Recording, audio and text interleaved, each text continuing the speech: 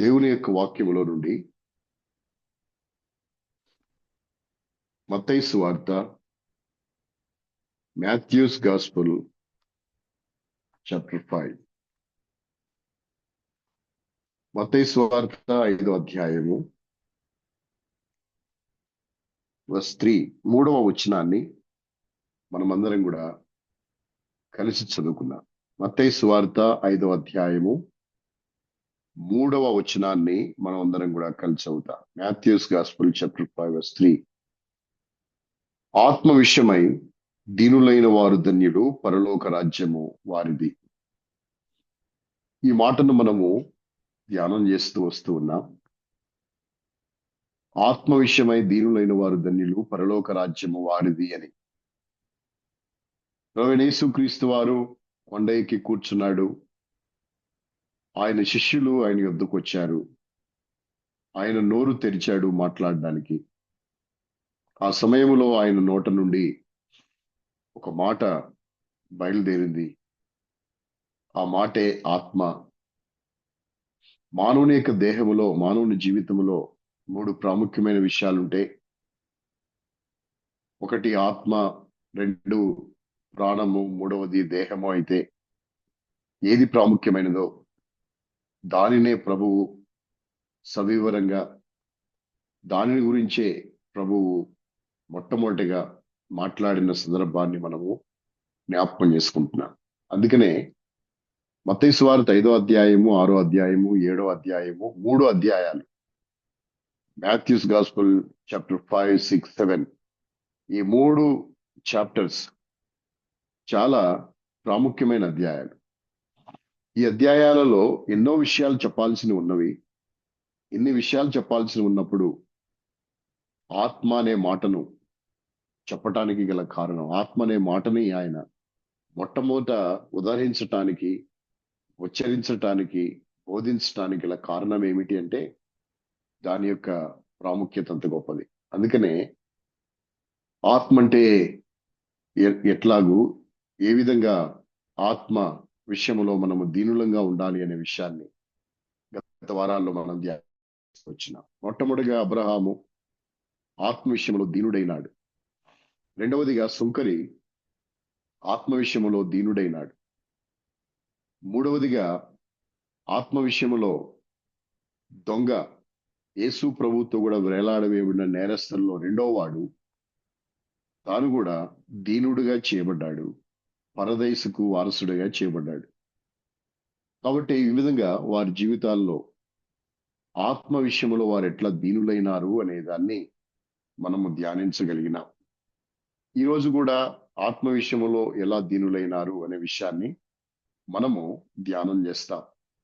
ధ్యానించిన తర్వాత మాట ఒకటి ఉంది. ఏంటా మాట అంటే పరలోక రాజ్యము వారిది అని. పరలోక రాజ్యము అనే మాటని మనం ధ్యానం చేస్తాం. పరలోక రాజ్యము అనగా, పరలోకము అనేది అది ఒక ప్రదేశము, అది ఒక నివాస స్థలము. పరలోక రాజ్యము అనేది అది ఏర్పరచబడినటువంటి రాజ్యం అది. కాబట్టి ఆ రాజ్యమును గురించి ధ్యానం చేయాలంటే దానికి ఆపోజిట్ గా ఉండే పదాలు కూడా మనం ధ్యానించాలి. అప్పుడే పరిపూర్ణంగా పరలోక రాజ్యం యొక్క విషయాలు మనకు గ్రాహ్యమవుతాయి. అందులో పరలోక రాజ్యమును గురించి మనం ధ్యానించేటప్పుడు 4 ప్రదేశాలను మనం ధ్యానం చేస్తాం. అందులో ఒకటి పాతాళము, రెండవది పరదైసు, మూడవది పరలోకము, 4వది నరకము. పాతాళము, నరకము ఒకటి కాదు. పాతాళము వేరు, నరకము వేరు.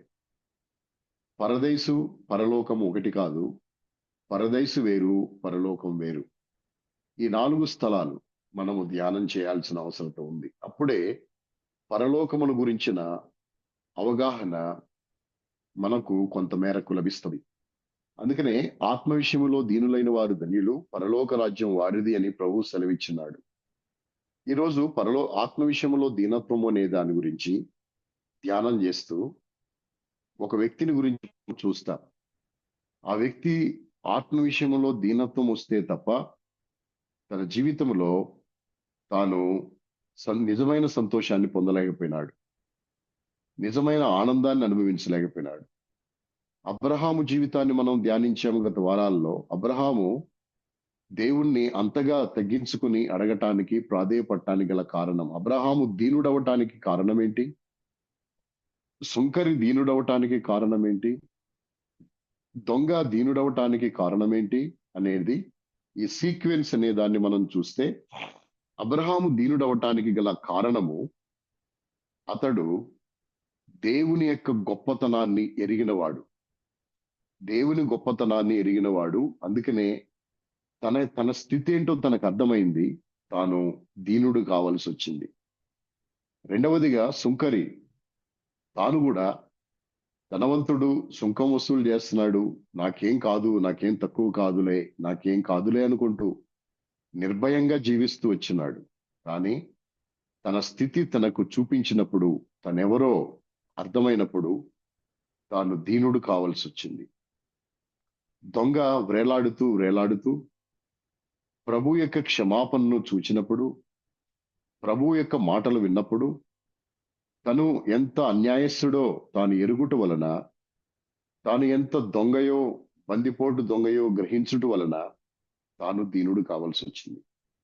కాబట్టి ఇప్పుడు దేవుని దగ్గర, దేవుని ముందు మనము ఎంతో దీనులంగా ఉండాల్సిన అవసరం ఉంది. ఈ విధంగా దీనులుగా ఉండుట వలన మన జీవితాలకు ఎంతో క్షేమం. అబ్రహాము దేవుణ్ణి ధూళిని బూడిదని అంటానికి గల కారణము, ఒక మాటను మనం చూసుకుని ముందుకు వెళ్ళిపోదాం. అబ్రహాము ఒక మాట అంటాడు. ఏమంటాడంటే, ప్రభువా, సర్వలోకమునకు న్యాయము తీర్చువాడా అన్నాడు. సర్వలోకానికి న్యాయము తీర్చువాడా, దుష్టులతో నీతిమంతులను నాశనము చేయుట నీకు దూరమగును గాక. సర్వలోకమునకు న్యాయము తీర్చువాడు ఆయన. అంటే ఈ లోకములో న్యాయం తీర్చే వాళ్ళు ఉన్నారు. వాళ్ళు కోర్టులో ఉంటారు. హైకోర్టు, జిల్లా కోర్టు, హైకోర్టు, సుప్రీంకోర్టు, ఇవి దేశంలో ఉంటాయి. ఉదాహరణకి జిల్లా కోర్టులో ఉన్న న్యాయమూర్తి, హైకోర్టులో ఉన్న న్యాయమూర్తి, సుప్రీంకోర్టులో ఉన్న న్యాయమూర్తి, వీళ్ళకున్న స్టేటస్లు వేరుగా ఉంటాయి. జిల్లా కోర్టులో మనకి న్యాయం జరగకపోతే హైకోర్టుకి న్యాయం జరగకపోతే సుప్రీంకోర్టుకు పోతాం. సుప్రీంకోర్టులో న్యాయమూర్తి న్యాయం చెప్పాలి. సుప్రీంకోర్టు ఇచ్చేటువంటి న్యాయము అది ఫైనల్, అంతిమంగా అది అది అంతిమ నిర్ణయం అది. కాబట్టి ఇప్పుడు ఆ న్యాయమూర్తి ఎంతో విలువైన వ్యక్తి. ఆ న్యాయానికి, ఆ తీర్పుకి మనం కట్టుబడవలసిందే, అది తప్పైనా రైట్ అయినా. అయితే ఇప్పుడు సర్వలోకానికి న్యాయం తీర్చేవాడు ఈయన. ఒక దేశానికి మాత్రమే కాదు, సర్వలోకమునకు న్యాయము తీర్చువాడు, సర్వలోకానికి జడ్జిమెంట్ ఇచ్చేవాడు. ఆయన ముందు నేనెంత అని దేవుని ఔన్నత్యాన్ని అనుభవించిన మనుషుడు గనక, అంత ధనవంతుడైనప్పటికీ ధూళిని బూడిదను అని చెప్పుకొని తాను దీనుడుగా చేయబడిన విషయాన్ని మనం చూడగలిగిన. ఇలాగూ మన జీవితాల్లో మనము దీనులంగా కొనసాగవలసి ఉన్నది. అప్పుడే పరలోక రాజ్యం వారిది అని దేవుని వాక్యంలో మనం చదువుతున్నాం. అయితే ఈ రోజు ఒక వ్యక్తిని మనం జ్ఞాపకం చేసుకుంటాం, అతడు ఎట్లా దీనుడైనాడు అనేది. ఇవన్నీ మనకు తెలిసినవే. ఇవన్నీ మనం చిన్నప్పుడు సండే స్కూల్లో, లో, యూత్ క్యాంపుల్లో, యూత్ మీటింగ్స్ లో, పరిశుద్ధ సమాజ కూడికల్లో, లేకపోతే ఇంకా స్పెషల్ మీటింగ్స్ లో ఎంతో మంది మనకి చెప్పినారు. మనం ఇవన్నీ ఎరుగుదుము, మన పిల్లలు కూడా బాగుగా ఎరుగుదురు వీటిని. అయినను మనం వీటిని ఎందుకు ధ్యానం చేయాలి అంటే, మనము దేవుని వాక్యాన్ని ధ్యానించేటప్పుడు ప్రతి విషయాన్ని కూలంకషంగా, అంటే ప్రతి విషయాన్ని సమగ్రంగా మనము ధ్యానం చేసినప్పుడు అది మన ఆత్మీయ జీవితాలకు ఎంతో క్షేమం కలిగిస్తుంది. ఇప్పుడు మనం ధ్యానించబోయే వ్యక్తి ఎవరో కాదు, తప్పిపోయిన కుమారుడు. లూకా సువార్త 15వ అధ్యాయంలో మనం చూస్తే తప్పిపోయిన వస్తువుల గురించి ప్రభు అక్కడ మాట్లాడుతూ వచ్చినాడు.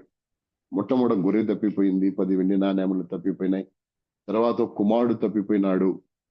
ఈ కుమారుడు, ఒక తండ్రికి ఇద్దరు కుమారులు. ఇద్దరు కుమారుల్లో చిన్నవాడు తండ్రి దగ్గరికి వచ్చి తన ఆస్తిని అడిగి దూరదేశం వెళ్ళి దుర్వ్యాపారం చేసి ఆస్తి పాడు చేసుకుని మరలా తండ్రి దగ్గరికి వచ్చినాడు. వచ్చేటప్పుడు ఒక తీర్మానం చేసుకున్నాడు, పరలోకానికి విరోధంగా నీ ఎదుట నేను పాపం చేశాను, ఇక మీద నీ కుమారుడిని అనిపించుకోవడానికి యోగ్యుడిని కాదు అని చెప్పి తాను పశ్చాత్తాపముతో తిరిగి వచ్చి తండ్రి దగ్గర చేరి క్షమాపణ పొంది ఏ సంతోషము ఏ ఆనందము కొరకై బయటికి వెళ్ళి పరితపించి సంతోషము ఆనందంగా ఎంతో ఎంజాయ్ చేయాలని వెళ్ళాడో అది పొందలేక తండ్రి ఇంటిలో ఉన్న ఆనందమును అనుభవించడానికి తిరిగి సమకూర్చబడిన వ్యక్తిగా ఆ తప్పిపోయిన కుమారుణ్ణి మనం చూడగలుగుతాం. అయితే ఇక్కడ గమనించవలసిన విషయం ఏమంటే, అతడు తండ్రితో ఉన్నప్పుడు అతని స్థితి ఏంటి, తండ్రిని విడిచిన తర్వాత అతని స్థితి ఏంటి? పశ్చాత్తాపముతో తన స్థితి తాను గుర్తెరిగి దీనుడై, నేనేదో అనుకున్నాను, నేను అంత కాదు, నేను అనుకున్నంత కాదు, నేను యోచించినంత వాణ్ణి కాదు, నేను ఊహించుకున్నంత వాణ్ణి కాదు, నా స్థితి ఇది అని తాను ఎప్పుడైతే తగ్గింపుతో దీనుడుగా వచ్చినాడో తన తండ్రి ఇంటిలో గొప్ప ప్రవేశము, గొప్ప ఆహ్వానము, గొప్ప సమకూర్పును ఆ కుమారునిలో మనం చూడగలుగుతాం.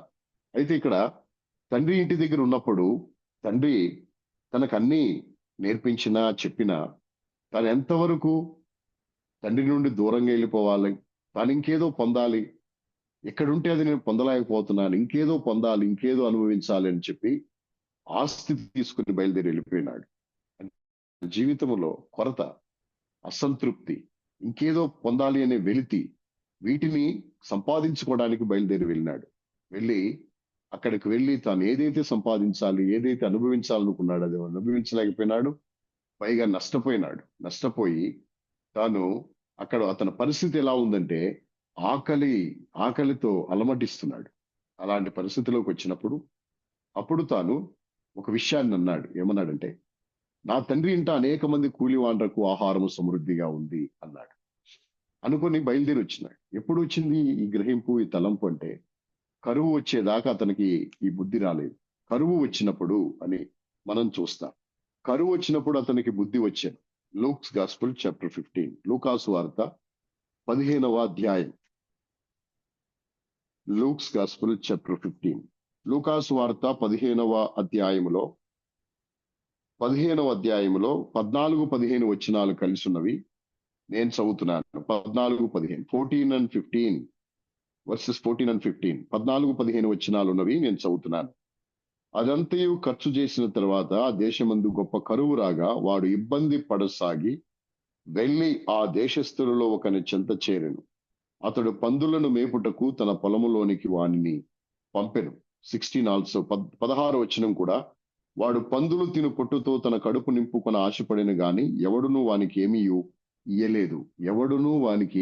ఇయ్యలేదు అని దేవుని వాక్యంలో మనం చూస్తాం. ఆశపడ్డాడు, పందులు తిని పొట్టుతో కడుపు నింపుకొని ఆశపడ్డాడు, ఏమీ దొరకలేదు. అప్పుడు తన జీవితంలో తనకు అనిపించింది, అయ్యో నేను ఒక ధనవంతుణ్ణి, నిజంగానే ధనవంతుడు.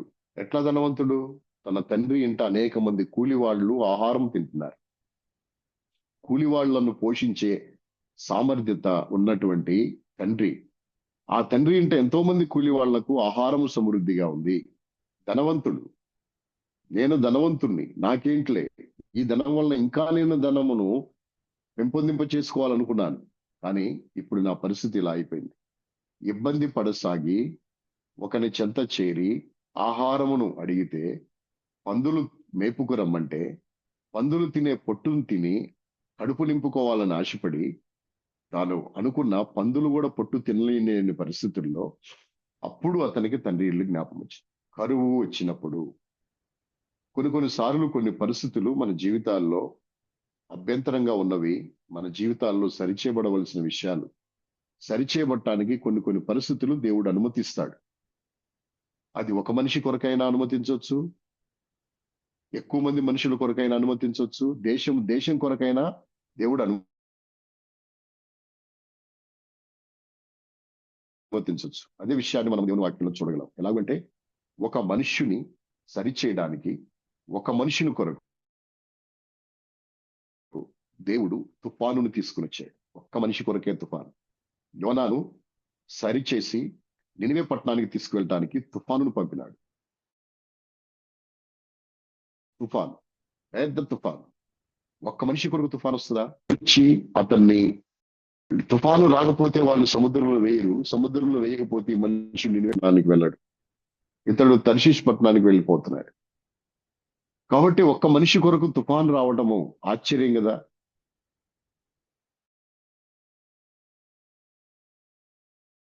ఈ మనిషి కొరకు కూడా ఈ కరువు అనేది అతని జీవితంలో టర్నింగ్ పాయింట్ ఇది.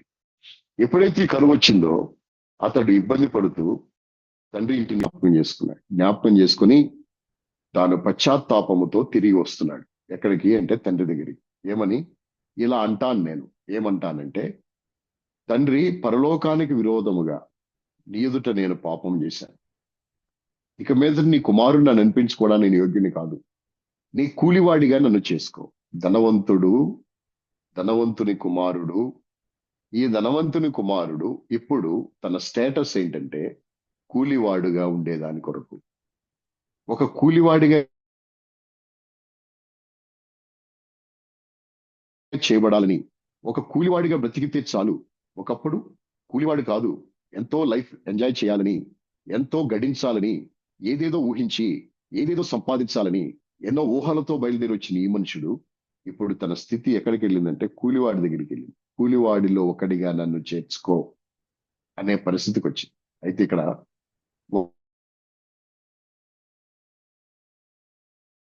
ఒక విషయాన్ని మనం జ్ఞాపకం చేసుకోవాలి. ఏంటి? ఆ ప్రశ్న దగ్గర వస్తున్నాడు.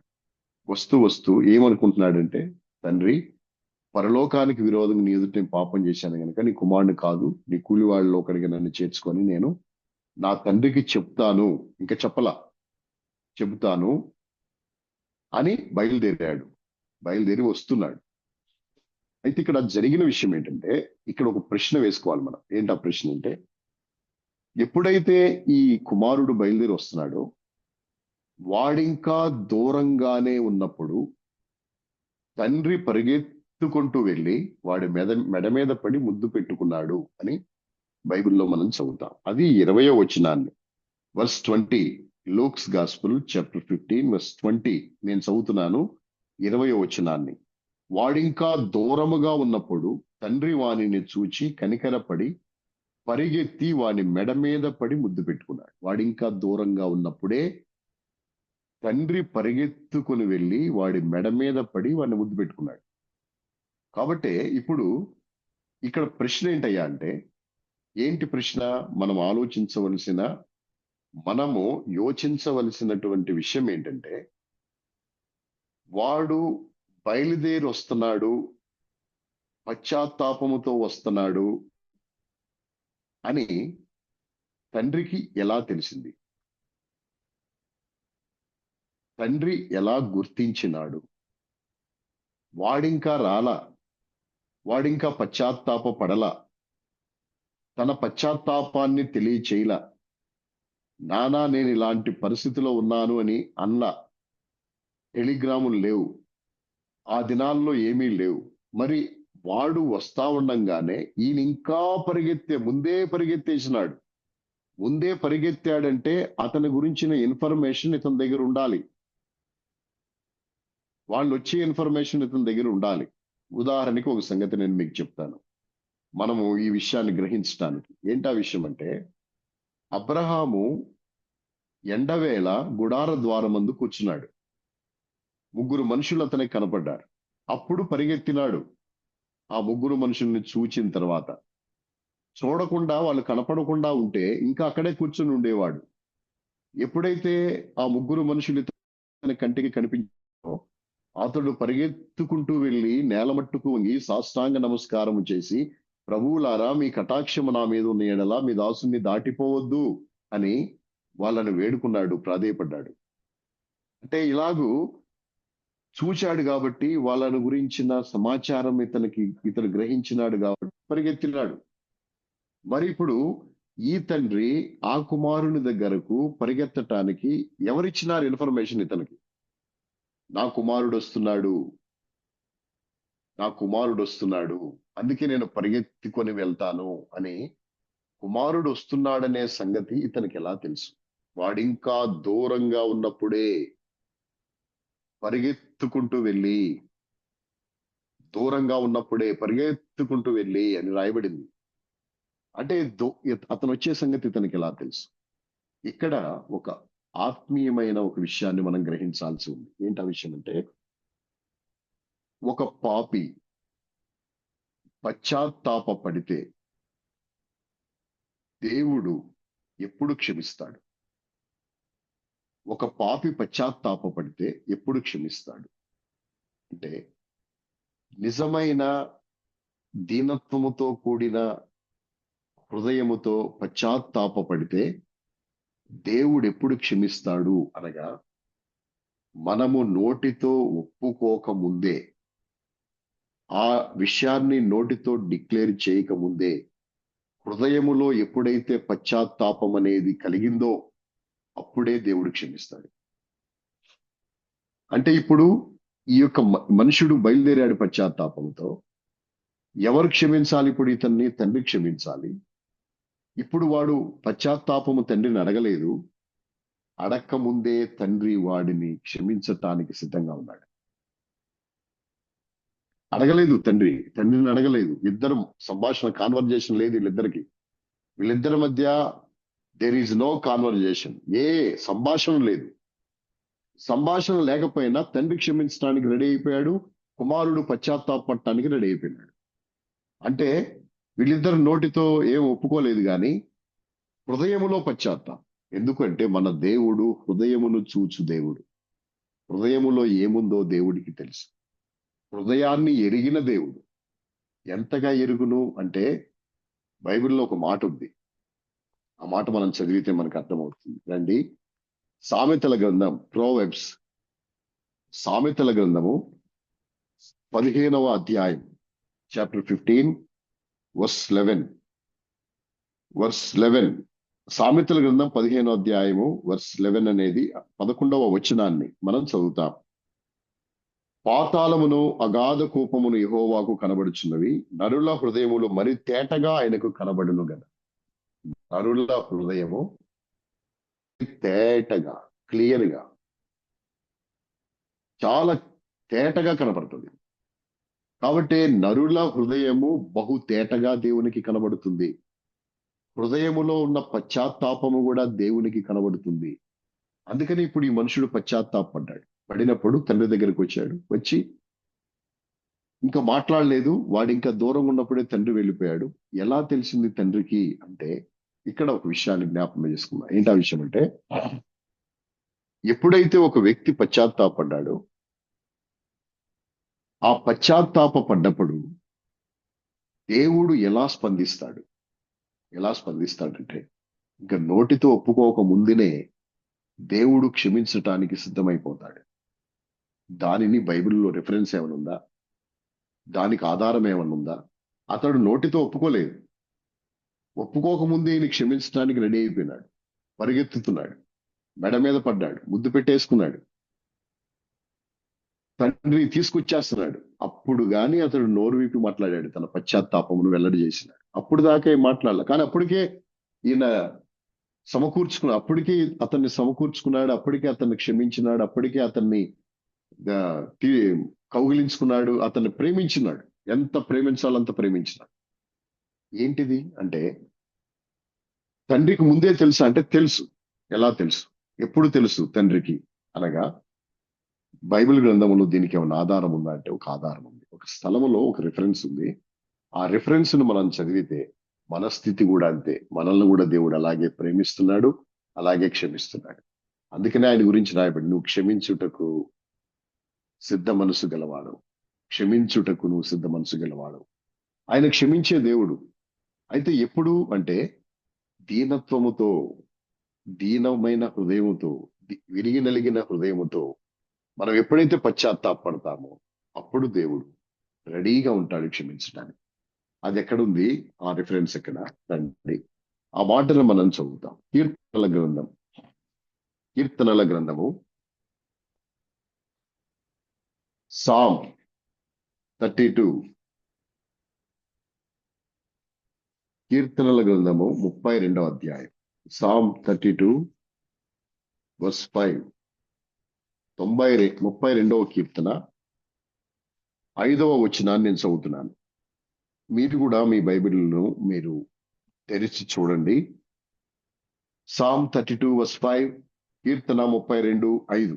ఈ వచనాన్ని కొద్దిగా మనం పట్టి చదవాలి. పట్టి అంటే జాగ్రత్తగా మరి గ్రహింపుతో మాటని పదాన్ని మనము స్పష్టంగా చదవాలి.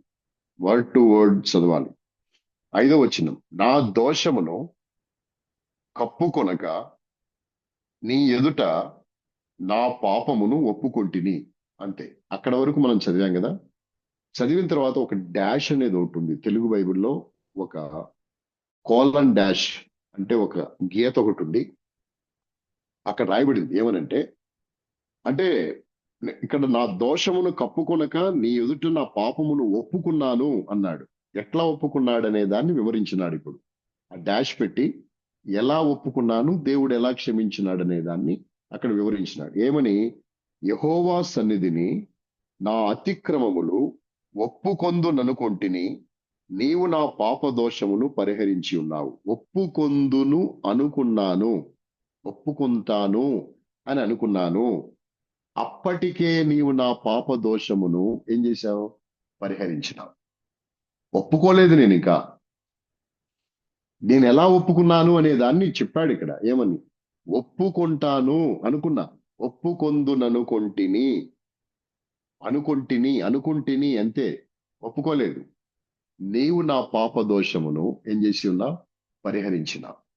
అంటే నిజమైన పశ్చాత్తాపము ఎప్పుడైతే మన జీవితంలో కలుగుతుందో, ఆ పశ్చాత్తాపము కలిగినప్పుడు ఎవరినైతే పశ్చాత్తాపపడాలని మనం అడుగుతామో వాళ్ళు సిద్ధపాటు కలిగి మనల్ని క్షమిస్తారు.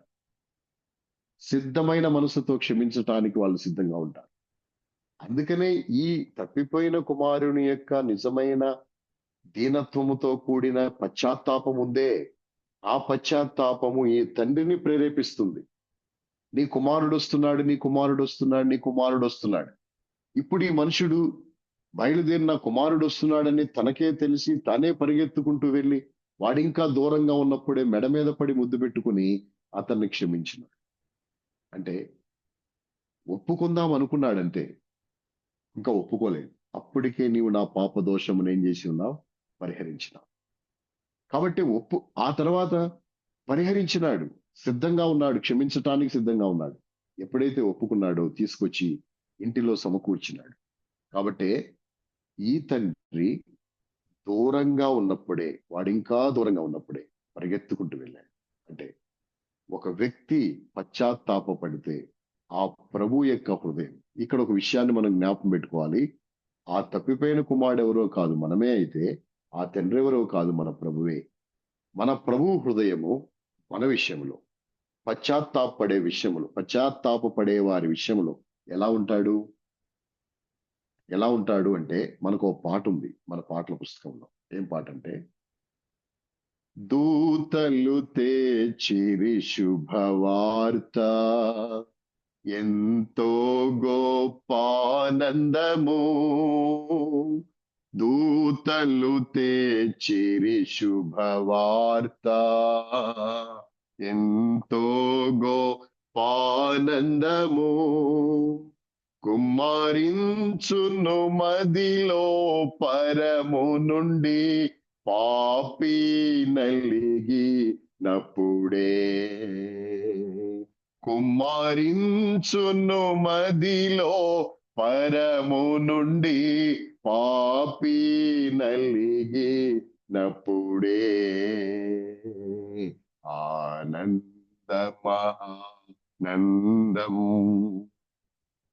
ప్రభువే మన కానందం. మనయందు నిలచి యుండును పరలోకపు ఆనందము. మనయందు నిలచి యుండును పరలోకపు ఆనందము. కాబట్టి పాపి నలిగిపోయినప్పుడు పరలోకము నుండి కుమ్మరించబడుతుంది. కాబట్టి ఇది ఎంత గొప్ప మహిమయుక్తమైనటువంటి విషయం ఇది. ఒక పాపి పశ్చాత్తాప పడితే ఆ పాపి యొక్క జీవితములో దేవుడు క్షమాపణ ఇవ్వటానికి ఎంత ఉవ్విల్లూరుతూ ఉంటాడు, ఎంత ఉత్సాహపడుతూ ఉంటాడు, ఉత్సుకత చూపిస్తూ ఉంటాడు ఆయన. ఆ పాపిని క్షమించేదాని కొరకు. అందుకనే ఆ సన్నివేశాన్ని మనము ఈ తండ్రి కుమారుల మధ్యలో మనం చూడగలుగుతాం. ఆ మనుషుడు సంపూర్ణమైన పశ్చాత్తాపంతో ఉన్నాడు. ఈ తండ్రి క్షమించటానికి రెడీగా ఉన్నాడు, పరిగెత్తుతున్నాడు క్షమించటానికి. ఈ పశ్చాత్తాపము అంత పని చేస్తుంది. నిజమైన దీనత్వముతో కూడిన హృదయముతో పశ్చాత్తాపపడితే ఆ ప్రభువు అంతగా స్పందిస్తాడు. అందుకనే ఆ కుమారుడు బయలుదేరి వస్తుంటే పరిగెత్తుకుంటూ వెళ్ళాడు. ఇంతకీ ఆ పశ్చాత్తాపమును గురించి మనం కొన్ని మాటలు జ్ఞాపకం చేసుకోవాలి. ఏంటి ఆ మాటలు అంటే, ఆ మనుషుడు చేసుకున్న పశ్చాత్తాపం ఉంది కదా, ఈ పశ్చాత్తాపము అనేది బైబిల్ గ్రంథములో ఉన్న పశ్చాత్తాపపడిన వారందరిలోకెల్లా ఇది శ్రేష్టమైన పశ్చాత్తాపం. ఈ పశ్చాత్తాపం ఎందుకు శ్రేష్టమైనది అంటే, మనమందరము పశ్చాత్తాపపడిన వారమే పడతాము కూడా. ఏదైనా పొరపాటు మన దృష్టికి వచ్చినప్పుడు పశ్చాత్తాపపడతాం. ఈ దినాల్లో పశ్చాత్తాపం అనేది చాలా సింపుల్ గా ఉంటుంది. ఎలా సింపుల్ గా ఉండవు, అలా అన్నానా, అలా అనుకుంటే సర్లే బాధపడబాక, ఆ మాట నేను వెనక్కి తీసేసుకుంటున్నాను. లేకపోతే అలా అన్నానా నేను, అలా అంటే సరే దాని గురించి సారీ చెప్తున్నాను నేనని ఏదో ఒక మాటలు అలా పై పైకి మనం మాట్లాడేసి మనము సారీ చెప్పేసి మనము దాన్ని పక్కన పెట్టేస్తాం. అయితే ప్రభు దగ్గరికి పశ్చాత్తాపానికి వచ్చిన, అంటే తండ్రి దగ్గరికి పశ్చాత్తాపపడిన ఈ మనుషుడు ఎలా పశ్చాత్తాపడ్డాడంటే, తండ్రి, నేను చేసింది ఫస్ట్ పరలోకానికి విరోధంగా పాపం చేశాను. పరలోకానికి విరోధముగా నీ ఎదుట నేను పాపము చేసి ఉన్నాను. కాబట్టి నన్ను క్షమించు. పరలోకానికి విరోధం తప్పు చేసింది తండ్రిది, తండ్రి దృష్టిలో. పరలోకానికి ఏంటి? పరలోకానికి ఏం సంబంధం? తండ్రికి కదా తప్పు చేసింది, తండ్రి దృష్టిలో కదా తప్పు చేసింది. పరలోకానికి ఏం సంబంధం ఈ మనిషికి అంటే, ఈ మనుషుడు తాను తప్పు చేసినప్పుడు తన తప్పు అది ఎవరికి విరోధంగా చేసినట్టు అంటే, పరలోకానికి విరోధముగా నీ ఎదుట నేను పాపము చేసి ఉన్నాను. ఇక నీ కుమారుని అనిపించుకోవడానికి యోగ్యుని కాదు. అంటే తాను చేసినటువంటి ప్రతి పొరపాటు పరలోకానికి విరోధంగా చేసినట్లు. ఏ తప్పు మనం చేసినా, ఏ దోషం మనం కలిగి ఉన్నా, అపవిత్రత కలిగి ఉన్నా, మనము పరలోకము చేరలేము. కనుకనే పరలోకము చేరకుండా అడ్డగించే పరిస్థితులు నా జీవితంలో ఉన్నాయి. అందుకనే విరోధముగా నేను తప్పు చేశాను అని, తాను పరలోకానికి విరోధముగా తప్పు చేశాననే గ్రహింపు కలిగి ఉండుట ఒకటి. రెండు, నీ ఎదుట నేను పాపము చేశాను, నేను ఏదో అయిపోయిందిలే చేసేశానులే అన్నట్టు సమర్థించుకోవట్లేదు. ఖచ్చితంగా చెప్తున్నాడు, నీ ఎదుట నేను పాపం చేశాను. ఇక మూడో విషయానికి వచ్చేసరికి తాను చెప్పిన మాట ఏమంటే, నీ కుమారుణ్ణి అనిపించుకోవడానికి నేను యోగ్యుడను కాదు, నీ కూలి వారిలో నన్ను ఒకడిగా చేర్చుకో. అంటే చేసిన తప్పేంటో గ్రహించినాడు, ఆ తప్పుకి పనిష్మెంట్ ఏంటో తానే విధించుకున్నాడు. పనిష్మెంట్, జడ్జిమెంట్ కూడా తానే విధించుకున్నాడు. తప్పు చేశాడు, ఆ తప్పేంటో తనకు అర్థమైంది, ఆ తప్పును ఒప్పుకున్నాడు. ఒప్పుకోవటం కాదు, ఒప్పుకోవటం మాత్రమే కాదు, దానికి జడ్జిమెంట్ కూడా ఆయన ఇచ్చుకున్నాడు. ఏంటి ఆ జడ్జిమెంట్ అంటే, ఇంత తప్పు జరిగింది కాబట్టి ఇక నీ కుమారుడిని కాదు నేను, నీ కుమారుడిని అనిపించుకోవడానికి యోగ్యత అర్హత నాకు లేదు, అది కోల్పోయాను, నన్ను కూలోడిగా పెట్టుకో. ఈ దినాల్లో ఎవరి గురించి ఎందుకు, నా గురించి నేను చెప్తాను. ఏమనంటే, నేనే ఈ తప్పిపోయిన కుమారుని స్థానంలో ఉంటే, నా తండ్రి దగ్గరికి నేను వస్తే ఏం చెప్తానంటే, నానా అయిపోయింది, అది అయిపోయింది, తప్పు చేసినాను తండ్రి, పొరపాటు చేశాను, తెలియక చేశాను, ఏదో అనుకున్నాను, ఒకటి అనుకున్నాను, ఒకటి అయిపోయింది, కాబట్టి ఇప్పుడు నన్ను క్షమించి, ఇంకా ఇవన్నీ గుర్తుపెట్టుకోకుండా మర్చిపోయి నన్ను క్షమించు నానా అని ఈ మనుషుడు ఆ విధంగా నేను మా నాన్న అడిగి, ఇక అయిపోయింది, అది అయిపోయింది నాన్న, ఇక క్షమించు, ఏదో ఉడుకు రక్తంలోనో లేకపోతే ఉద్రేకంలోనో యవనొస్తుంది కాబట్టి ఏదో చేశానులే నాన్న, అయితే ఇప్పుడు మళ్ళీ సంపాదించావు కదా, ఆ సంపాదించిన దాంట్లో ఇప్పుడు నేను వెళ్ళిపోయిన తర్వాత సంపాదించావు కదా, ఆ సంపాదించిన దాంట్లో కూడా నాకు వాటా ఇచ్చేనానా అనే వాళ్ళు ఉన్నారు. నేను కూడా అలాగే అనొచ్చు. కానీ ఈ కుమారుడు అలా అనలేదు. అదే ఈ యొక్క రెపెంటెన్స్ అనేది, ఈ పశ్చాత్తాపం అనేది అతని జీవితంలో గొప్ప పశ్చాత్తాపముగా పరిగణించబడింది. ఎందుకంటే తప్పు ఒప్పుకోవటము, అది తెలుసుకోవటము, దాన్ని ఒప్పుకోవటము, దానికి తగిన శిక్షను అతడు విధించుకోవటం. ఎందుకంటే తప్పు జరిగినప్పుడు పనిష్మెంట్ ఉంటది. దావీదు దగ్గరికి మనం వెళ్తే నాతాను ప్రవక్త వచ్చి అన్నాడు, ఒక ధనవంతుడు దరిద్రుడని గురించి మాట్లాడి, ఆ మనుషుడు నీవే అని దావీదుతో అంటే, ఆ దావీదు అన్నాడు, ఆ మనుషుడు నీవే అనకముందు ఈ చెప్పాడు, ఇలా ధనవంతుడు ఒకడు దరిద్రుని గొర్రె పిల్లలు తీసుకుని పోయి మార్గస్తునికి ఆయత్తపరిచినాడంటే అది ఎలా చేస్తాడు అని కోపపడి, ఆ గొర్రె పిల్లకు ప్రతిగా 4 గొర్రె పిల్లలు ఇవ్వాలని తీర్పు చెప్పాడు. ఆ గొర్రె పిల్లకు ప్రతిగా 4 గొర్రె పిల్లలు ఇవ్వాలని జరిగిన నష్టానికి జడ్జిమెంట్ ఇచ్చినాడు ఆయన. అలాగే ఇప్పుడు ఈ కుమారుడు కూడా తను చేసిన తప్పుకి తాను తీర్పు తీర్చుకున్నాడు. ఏంటి ఆ తీర్పు అంటే, నీ కుమారుడిని కాదు నేను, నీ కూలోళ్ళలో నన్ను ఒకటిగా చేర్చుకో. అందుకనే ఇది శ్రేష్టమైన పశ్చాత్తాపం. ఈ పశ్చాత్తాపము ఎవరైతే కలిగి ఉంటారో, ఇలాంటి పశ్చాత్తాపం ఎవరైతే కలిగి ఉంటారో వాళ్ళ విషయంలో దేవుడు రెడీగా ఉంటాడు క్షమించడానికి. ఇది దీనత్వమునకున్న ప్రాముఖ్యత. ఎప్పుడైతే ఇంత దీనత్వంతో ఈ మనుషుడు ఇలా వచ్చినాడు, నన్ను కూలోడిగా పెట్టుకో, ధనవంతుని కాదు, ధనవంతుని కుమారుడిని కాదు, నేను నీ కుమారుని అనిపించుకునే యోగ్యత నాకు లేదు, కూలోడిగా పెట్టుకో అని చెప్పి బయలుదేరి వచ్చి తను తాను సమర్పించుకున్నాడు. ఎప్పుడైతే సమర్పించుకున్నాడు, ఆ పరలోకపు తండ్రి ప్రేమ కలిగిన వాడు గనక కూలోడిగా పెట్టుకోలేదు, కుమారుని కంటే ఎక్కువగా చూశాడు. ఇంతవరకు ఉన్న కుమారుడు కంటే ఇప్పుడున్న కుమారుడు యోగ్యుడిగా, శ్రేష్ఠుడిగా చూడగలుగుతున్నాడు. ఇంతవరకు తన కుమారుని ఎలా చూసేవాడో ఇప్పుడు ఎంతో బెటర్ గా చూడగలుగుతాడు. ఏంటది?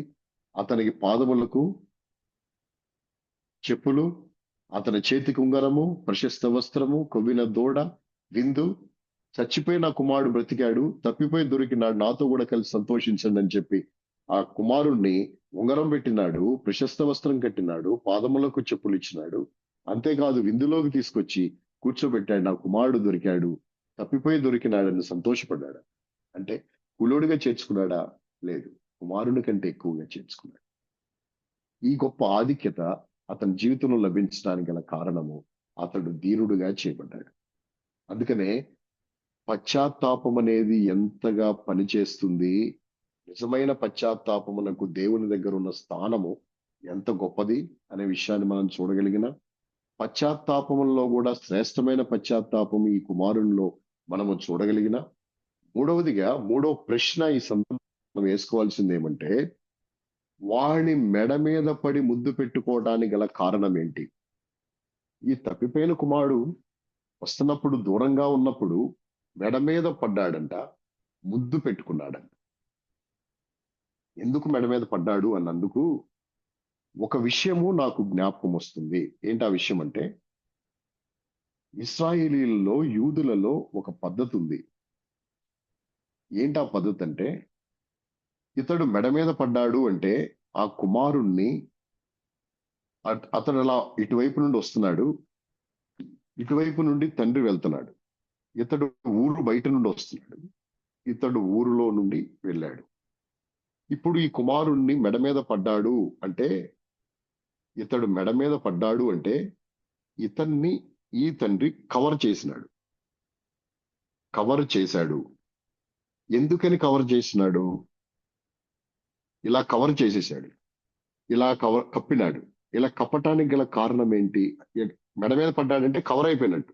ఈ వ్యక్తి ఈ ఊరిలో వాళ్ళకి కనపడ్డు, ఈ వ్యక్తిని కవర్ చేసినాడు. ఏంటి కవర్ చేయడు? దేనికి? ఇది మెడ మీద పడకుండా ముద్దు పెట్టుకోలేమా అంటే, ఇలా బుగ్గలాగి ముద్దు పెట్టుకోవచ్చు, కానీ వీడు ఎప్పటి నుండో పశ్చాత్తాపంతో వస్తున్నాడు, ఎప్పుడో వెళ్ళిపోయినాడు, వస్తున్నాడు కాబట్టి తండ్రి తన ప్రేమను వ్యక్తపరచడానికి మెడ మీద పడి ముద్దు పెట్టుకోవచ్చు. కానీ దీనిని యూదుల లెక్క ప్రకారం మనం గమనిస్తే ఆ తండ్రి యొక్క ప్రేమ ఇంకొక విధంగా కూడా మనం అర్థం చేసుకోవచ్చు. ఏంటది అంటే, గ్రామములో, ఒక ఊరిలో ఒక పిల్లోడు, ఒక కుర్రోడు లేదా ఒక యవనస్తుడు తిరుగుబోతూ, తిండిపోతూ, తల్లిదండ్రుల మాట వినలేదనుకోండి. విననప్పుడు ఈ తల్లిదండ్రులు గ్రామస్తులకి చెప్పాలి, మా కుమారుడు తిండిపోతూ, తిరుగుబోతూ, మాట వింటలేదు, మొండివాడుగా తిరుగుతున్నాడు, కాబట్టి మొండివాడై తిరుగుతున్నాడు గనక అని గ్రామస్తులకు చెప్తే, అప్పుడు గ్రామస్తులు ఏం చేయాలంటే ఆ కుమారుణ్ణి రాళ్లతో కొట్టి చంపేయాలి. ఇది యూదులకు యొక్క కష్టం. యూదుల్లో ఉన్న నియమం ఇది. ఇప్పుడు ఈ తండ్రి ఉన్నాడు, ఈ తండ్రి కుమారుడు తప్పిపోయాడు, ఈ తండ్రి కుమారుడు మాట వినలేదు, వెళ్ళిపోయినాడు, ఇప్పుడు వస్తున్నాడు అని తెలిసిందనుకోండి, వాళ్ళు రాళ్లతో కొడితే ఆ గ్రామం అంతరికి తెలుసు ఈ కుమారుడు మా కుమారుడు తిండిపోతూ మొండివాడు, మాట వింటలేదు, వాడు వెళ్ళిపోయినాడు అనే సంగతి. ఇప్పుడు వాడు వస్తున్నాడు అన్నప్పుడు వాడిని రాళ్లతో కొట్టి చంపితే, అందుకే ఈ తండ్రి వాడి మెడ మీద పడ్డాడు. ఒకవేళ గుర్తుపట్టి ఎవడైనా రాళ్ళు వేస్తే నాకే తగలాలి, వాడికి తగలకూడదు. కవర్ చేసినాడు అనే విషయాన్ని దేవుని వాక్యంలో నేను మీకు జ్ఞాపకం చేస్తాను. ద్వితీయోపదేశ కాండం 21వ అధ్యాయం.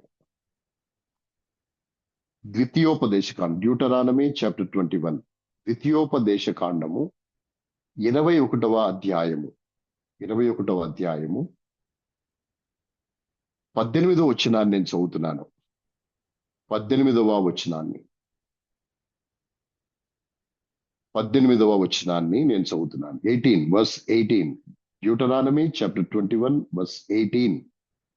ఒకని కుమారుడు మొండివాడై తిరుగుబడి తండ్రి మాట గాని తల్లి మాటలు గాని వెనకయుండి వారు అతన్ని శిక్షించిన తరువాతయును అతడు వారికి విధేయుడు కాకపోయిన ఎడల. తర్వాత 20-21 వచనాలు, వర్సెస్ 20 and 21. మా కుమారుడైన వీడు మొండివాడై తిరుగుబడి ఉన్నాడు, మా మాట వెనక తిండిబోతును త్రాగుబోతును ఆయనని ఊరి పెద్దలతో చెప్పలేడు. 21వ వచనం, అప్పుడు ఊరి ప్రజలందరూ రాళ్లతో అతన్ని చావుగొట్టవలెను. అట్లు ఆ చెడుతనమును నీ మధ్య నుండి పరిహరించుదువు. అప్పుడు ఇశ్రాయేలీలందరూ విని భయపడుదురు. ఇశ్రాయేలీలందరూ విని ఇది ఒక కష్టం. ఎక్కడా ఈ కష్టం అంటే యూదులలో ఉంది.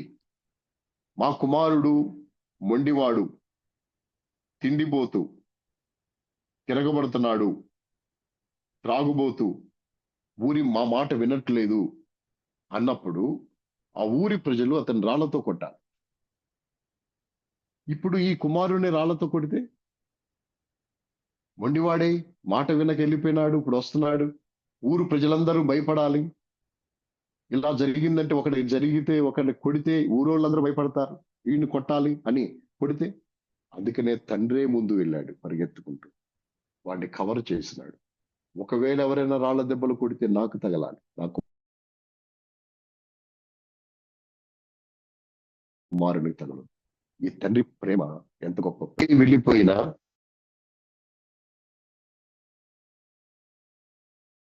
త్రాగుబోతుగా వెళ్ళిపోయినా ఈ మనుషుడు ఇప్పుడు వస్తున్నప్పుడు రాళ్ల దెబ్బలకు పాత్రుడైతే వీడి పరిస్థితి ఏం కావాలి?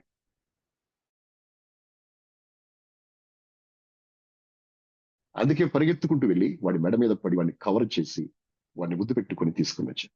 తండ్రి క్షమించినప్పుడు, తండ్రి స్వీకరించినప్పుడు ఇంకా కొట్టేది ఎవరు? ఇంకా శిక్షించేది ఎవరు? తండ్రి క్షమిస్తే.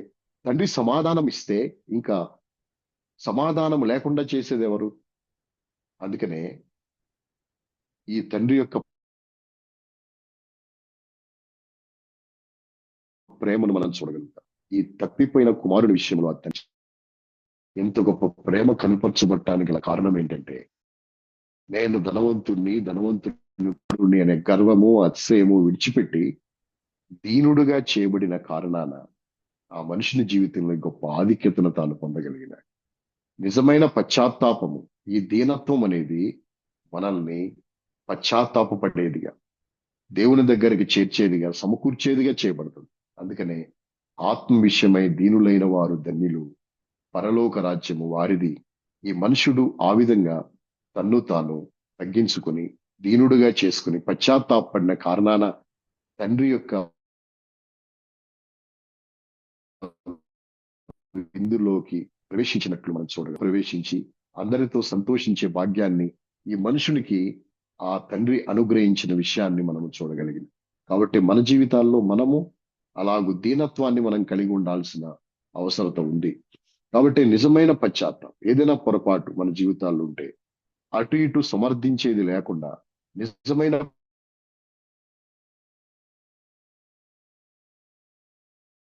పశ్చాత్తాపంతో వస్తే ఆ ప్రభు క్షమించుటకు పశ్చాత్తాపం అనేది ఎలాంటిది ఉండాలంటే మనం తప్పు చేసిన ఆ తప్పును గ్రహించాలి. దానికి శిక్ష ఏంటో, దానికి కలిగే పర్యవసానం ఏంటో అది కూడా మనం ఎరిగిన వారమై యథార్థంగా దేవుని దగ్గరికి రావాలి. వచ్చినప్పుడు శిక్షించే దేవుడు కాదు, మనం వేసుకున్న శిక్షను కూడా ఆయన మన మీద వేయడు. ఆయన క్షమిస్తాడు, మళ్ళా తిరిగి మనల్ని సమకూరుస్తాడు. అంతేకాదు ఎంతో ప్రేమతో ఆయన మనల్ని సమకూరుస్తాడు.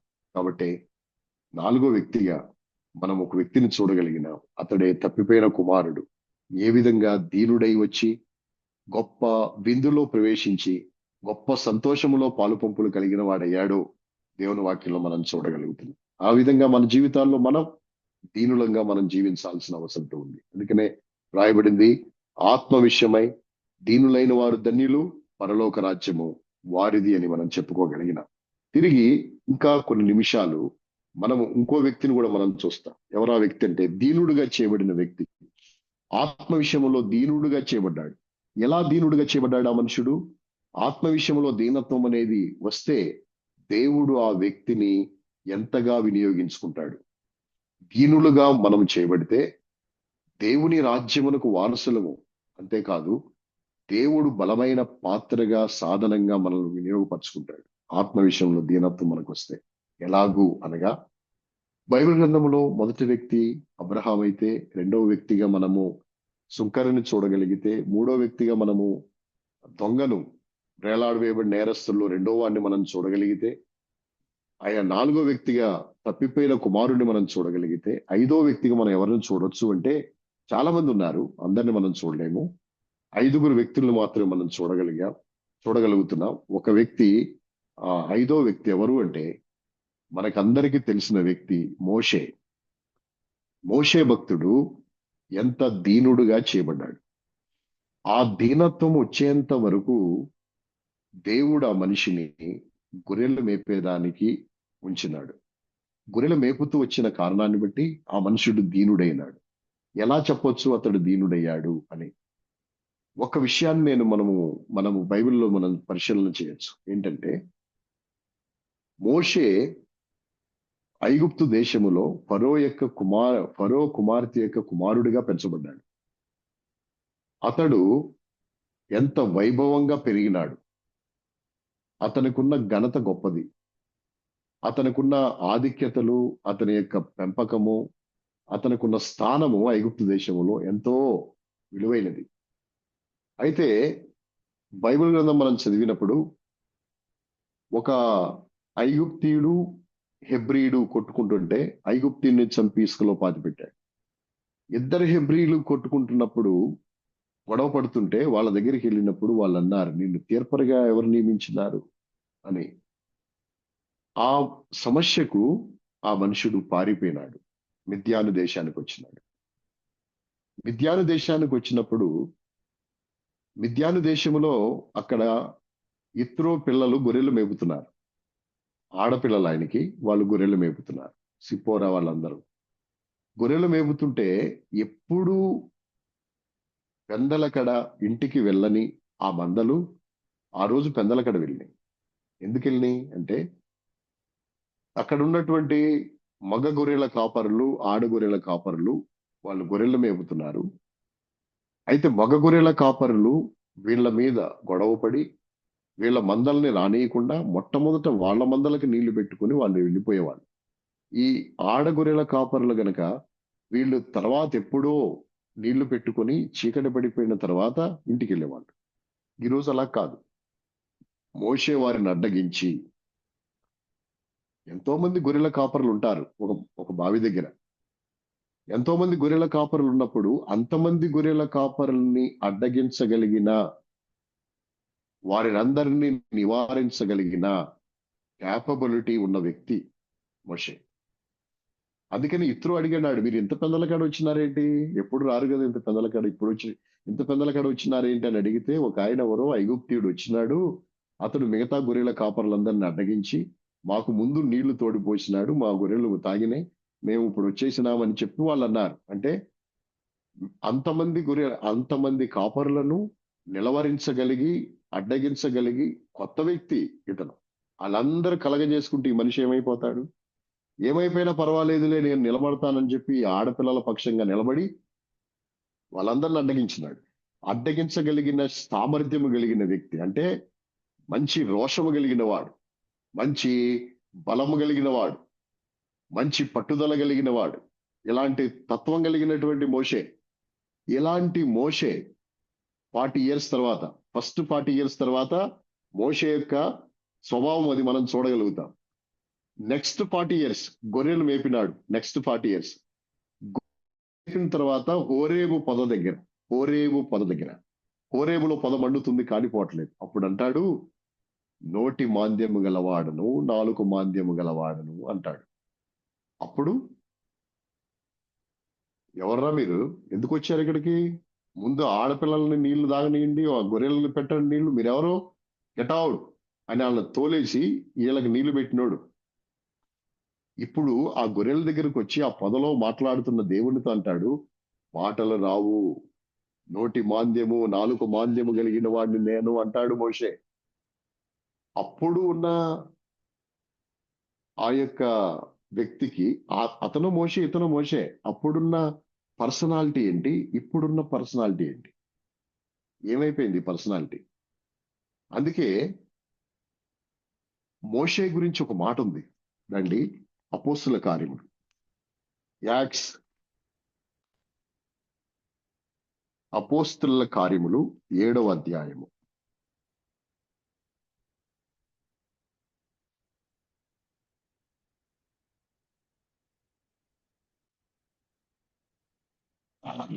అపోస్తుల కార్యములు లో 7వ అధ్యాయము, Acts chapter 7, Acts chapter 7 verse 22, 22వ వచనం. మోషే ఐగుప్తీయుల సకల విద్యలను అభ్యసించి మాటల యందును కార్యముల యందును ప్రవీణుడై ఉండెను. మాటల యందును కార్యముల యందును ప్రవీణుడై ఉండెను. ఇక్కడ మాటలలో ప్రవీణుడు, కార్యములలో ప్రవీణుడు. మాటలలో కార్యములలో ప్రవీణుడు. మరి ప్రవీణుడైనప్పుడు మరి ఇక్కడేమంటాడు రండి, నిర్గమకాండము, ఎక్సోడస్, నిర్గమకాండము, ఎక్సోడస్ చాప్టర్ 4 వర్స్ 9, వర్స్ 10, 4వ అధ్యాయం 10వ వచనం. అప్పుడు మోషే, ప్రభువా, ఇంతకు మునుపైనను నీవు నీ దాసునితో మాట్లాడినప్పటి నుండి అయినను నేను మాట నేర్పరిని కాదు, నేను నోటి మాంద్యము నాలుక మాంద్యము గలవాడనని యెహోవాతో చెప్పు. నేను నోటి మాంద్యము గలవాడని, నాలుక మాంద్యము గలవాడనని చెప్తున్నాడు. అంటే అపోస్తుల కార్యములు 7వ అధ్యాయములో మనం చదివితిమి ఏమని, మాటల యందును కార్యముల యందును ప్రవీణుడై ఉండెను అని.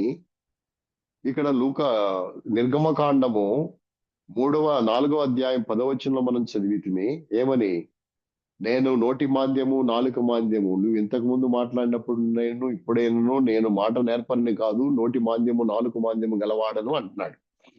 ఇప్పుడు ఏ మాట కరెక్ట్ ఈ రెండు వచనాల్లో? ఏ మాట కరెక్ట్ ఈ 2 వచనాల్లో? మొదటి మాట అపోస్తుల కార్యము 7వ అధ్యాయంలో ఉన్న మాట కరెక్టా, లేకపోతే నిర్గమకాండము 4వ అధ్యాయం 10వ వచనంలో ఉన్న మాట కరెక్టా? ఏది కరెక్ట్?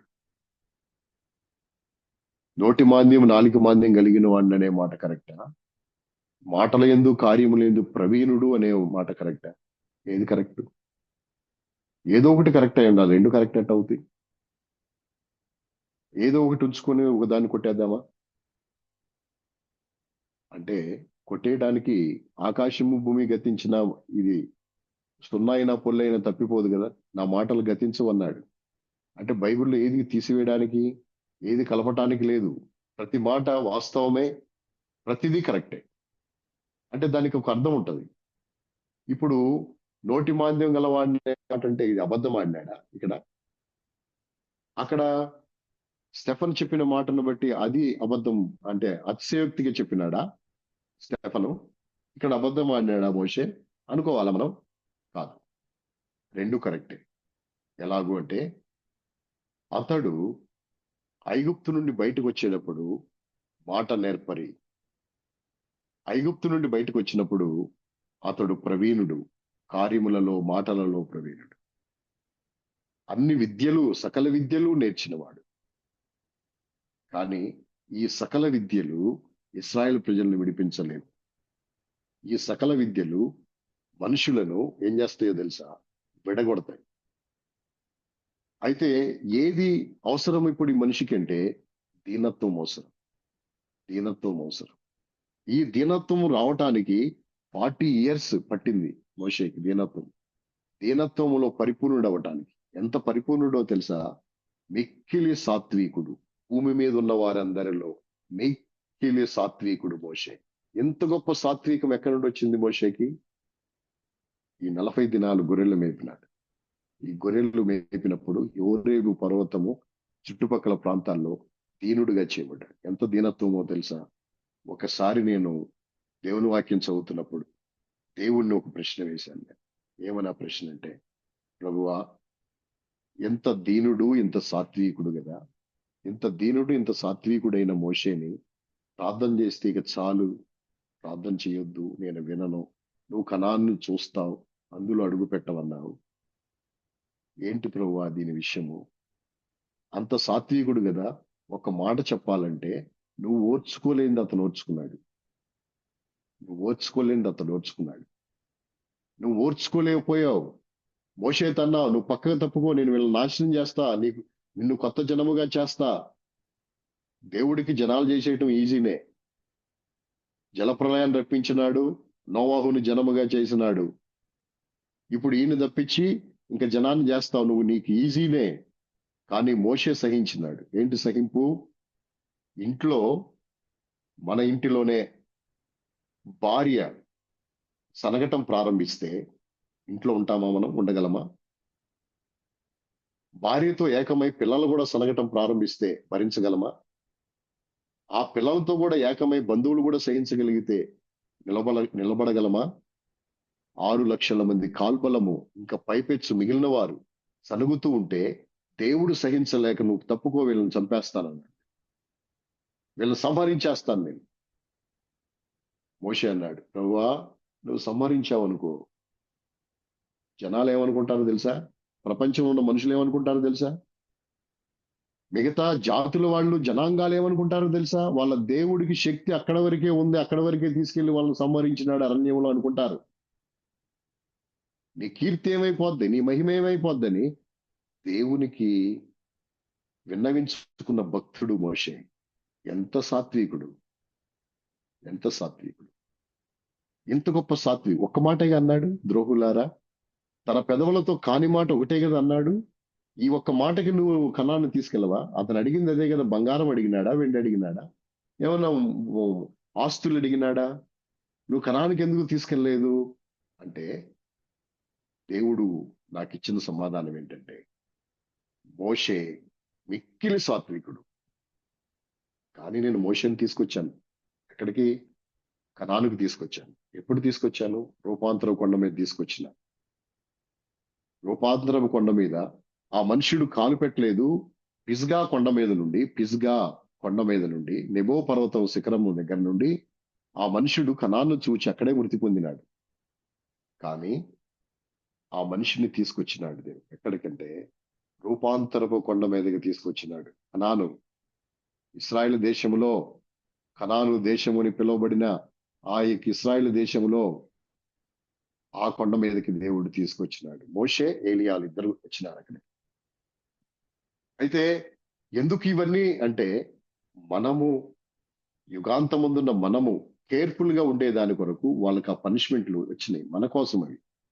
మనము జాగ్రత్త పడే దాని కొరకు, మనము తొట్టుపడకుండా, మనము భయభక్తులతో ఉండే దాని కొరకు వాళ్ళు అవన్నీ అనుభవించాల్సి వచ్చింది.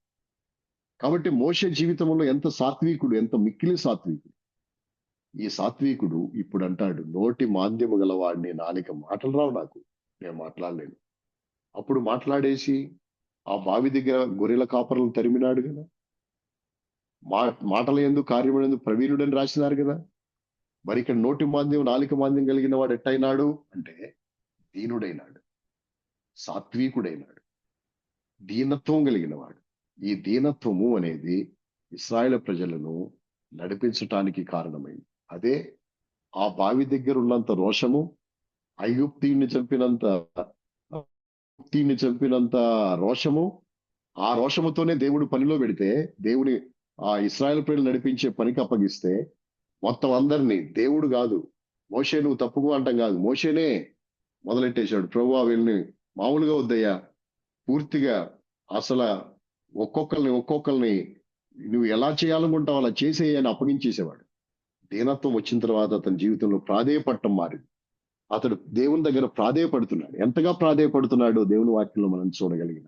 అందుకనే మోషే దీనుడు, సాత్వికుడు, భూమి మీద ఉన్న వారందరిలో మిక్కిలి సాత్వికుడుగా మోషే చేయబడ్డాడు. ఈ దీనత్వం అనేది దేవునికి కావాలి. మనలో కూడా ఆ దీనత్వాన్ని దేవుడు కోరుతున్నాడు. అందుకనే దీనత్వం మన జీవితాలకు అవసరం. ఈ దీనత్వమే ఇశ్రాయేలు ప్రజల్ని కనాను దేశములో అంటే మోయాబు సరిహద్దులకు తీసుకెళ్ళడానికి, ఈ దీనత్వమే యెహోషువను సిద్ధపరచటానికి, ఈ దీనత్వమే దేవుడి గొప్ప కార్యాలు చేయటానికి కారణమైంది. గొప్ప చరిత్రను సృష్టించగలిగినాడు మోషే. గొప్ప చరిత్రలో ప్రసిద్ధికెక్కిన వాడిగా చేయబడ్డాడు మోషే.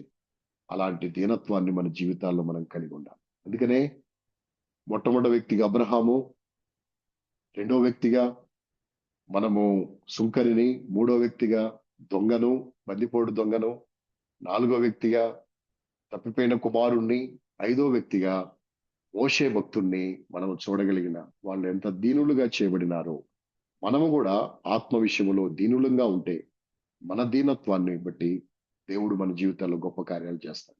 ఇంకా దీనత్వం గురించి చెప్పాలి అంటే ఇంకా మనము చెప్పుకోవడానికి ఎవరుంటారు? అంతిమంగా అతి శ్రేష్టమైన దీనత్వాన్ని ప్రదర్శించిన, మనకు మార్గదర్శకంగా ఉంచిన వ్యక్తి ప్రభువైన యేసుక్రీస్తు వారు. దేవుని దగ్గర ఇద్దరు మనుషులు ఉన్నారు. మొట్టమొదటి మనిషి లూసిఫర్, రెండవ మనిషి ప్రభువైన యేసుక్రీస్తు వారు. లూసిఫర్ అనే లూసిఫర్ అనే ఆ ప్రధాన దేవదూత గర్వించి సృష్టిని నాశనం చేశాడు. గర్వించి సృష్టిని నాశనం చేసినాడు. రెండవ మనుషుడు ప్రభువైన యేసుక్రీస్తు వారు. ఆయన దీనుడుగా వచ్చి నాశనమైన సృష్టిని సమకూర్చినాడు. ఆ మనుషుడు సృష్టిని పాడు చేస్తే, నాశనం చేస్తే, ఆ నాశనమైన సృష్టిని సమకూర్చి సృష్టిలో ఉన్న మానవుల్ని రక్షించి తన దీనత్వం వలన, తన యొక్క విధేయత వలన అనేకులకు విమోచనను, రక్షణను కలిగించినాడు. ఇది యేసు ప్రభు వారి దీనత్వం. అందుకనే ఆ ప్రభు ధైర్యంగా చెప్పాడు, నేను సాత్వికుడను, దీన మనసు గలవాడను అని చెప్పాడు. మన ప్రభువైన యేసుక్రీస్తు వారి యొక్క దీనత్వము మన జీవితాలకు కావాలి. అందుకనే ఆయన దీనత్వం కలిగిన వాడు కాబట్టే మనకు కూడా హెచ్చరిస్తున్నాడు, ఆత్మ విషయంలో దీనులుగా ఉండండి అని. కాబట్టి మనము కూడా అట్టి దీనత్వాన్ని కలిగి ఈ భూమి మీద మనం జీవించాల్సిన అవసరం ఉంది. ఎప్పుడైతే అట్టి దీనత్వాన్ని మనం కలిగి ఉంటామో, దీనత్వం వలన ఎన్నో మేలులు లభిస్తాయి. దీనత్వం వలన మొట్టమొదటి మేలు ఏంటంటే దీనులు పరలోక రాజ్యము వారిది అని దేవుని వాక్యంలో మనం చూడగలుగుతాం. పరలోక రాజ్యము వారిది అని మనం చూడగలిగిన. అందుకనే దీనత్వం అంటే ఏంటో, దీనత్వం ఎవరు కలిగి ఉన్నారో ఆ విషయాలు మనం చూడగలిగిన. అయితే దీనత్వం వలన లాభాలేంటి? మొట్టమొదటి లాభం పరలోక రాజ్యం వారిది అని చెప్పినాడు, ధన్యులు అని చెప్పినాడు, పరలోక రాజ్యం వారిది అన్నాడు. కాబట్టి ఆ పరలోక రాజ్యాన్ని గురించి దేవుని చిత్తమైతే వచ్చే వారము మనము ధ్యానం చేస్తాం. ప్రభు మనకి సహాయపడును గాక. ప్రభు మనల్ని కూడా దీనులుగా తన మహిమార్థమై భూమి మీద మనల్ని సిద్ధపరిచి నడిపించును గాక.